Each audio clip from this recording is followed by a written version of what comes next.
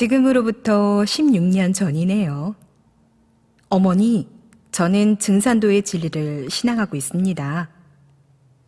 큰아들 윤성이가 대학교 1학년 되던 해 마치 선언하듯 저에게 말을 꺼냈는데요. 고등학교 때까지 아무런 말썽 없이 바르고 듬직하게 자라준 아들의 말에 가슴이 무너져 내렸습니다. 여러 차례 설득도 해봤지만 강철 같은 고집을 꺾을 수 없었는데요. 몇 년 후 또 한 번 깊은 고민에 빠지고 말았습니다. 저는 증산도 성직자의 길을 가려고 합니다. 그냥 신앙만 하면서 평범하게 살면 안 되겠니?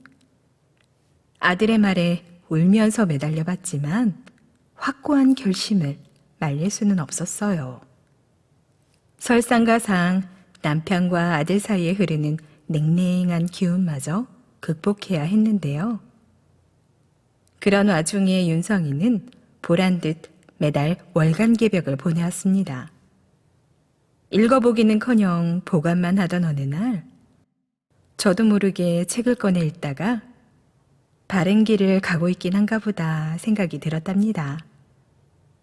하지만 아들에 대한 실망감이 너무 컸던 탓에 모른 척하고 있었죠.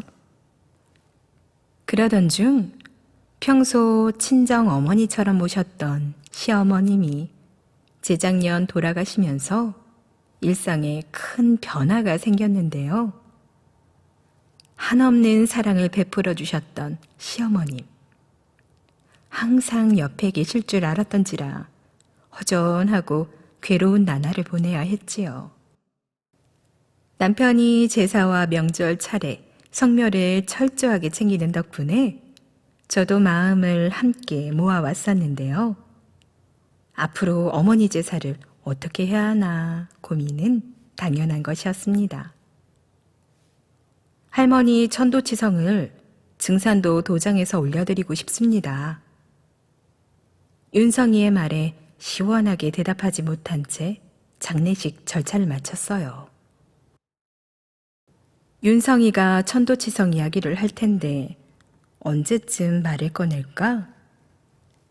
짐작만 하고 있었는데요.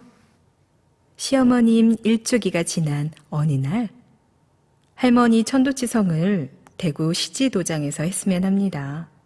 어머니 아버지는 도장에서 21일 정성수행을 하시는 것이 좋겠습니다.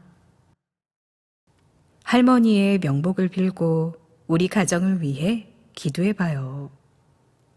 아들의 간곡한 말에 남편을 설득해서 21일 정성수행을 한번 해봐야겠다 결심했습니다. 한국 전쟁 때 북한에서 피난와 4살짜리 아들을 두고 돌아가신 시아버님. 시어머님은 4남매를 홀로 키우셨는데요. 남편은 효도를 다하지 못한 죄스러운 마음에 21일 정성수행과 천도치상을 하기로 약속했습니다. 그렇게 해서 아들이 신앙한 지 15년 만에 저희 부부는 도장에 방문해 입문식을 하고 21일 동안 새벽 수행을 하게 된 것이죠. 매일 새벽 4시 30분에 일어나 도장에 가서 7시까지 수행하고 출근하는 일을 반복했는데요. 몸은 힘들었지만 하루도 빠지지 않고 수행할 수 있어서 다행이었습니다. 천도치성 당일 업무를 서둘러 마치고 도장에 도착했는데요. 며느리인 나는 재물을 하나도 장만하지 못했는데 이분들은 어떻게 이렇게 정성스럽게 할까? 정성스럽게 재물을 준비하고 계신 도생님들을 보면서 많은 감동을 받았답니다. 그리고 큰 시누이도 참석했는데요. 시지도장 성전에 들어서자마자 감동의 눈물을 흘리기 시작했습니다.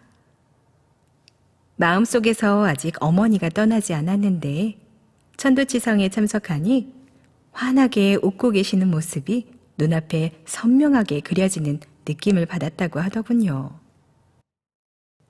시어머님 천도치성이 끝난 후에도 저는 집에서 배고베레를 하면서 계속 새벽 수행을 하고 있는데요. 한 70일 정도 지난 것 같네요. 105일을 채울 생각으로 열심히 하고 있습니다. 업무 중에도 아들이 사다 준 태울주 MP3를 듣는데요. 나이가 들면서 가족에 대한 걱정 때문에 불안했던 마음이 편안해지는 것을 느낍니다. 아직 진리를 잘 알지 못하지만 천천히 알아가는 마음으로 신앙하려고 합니다.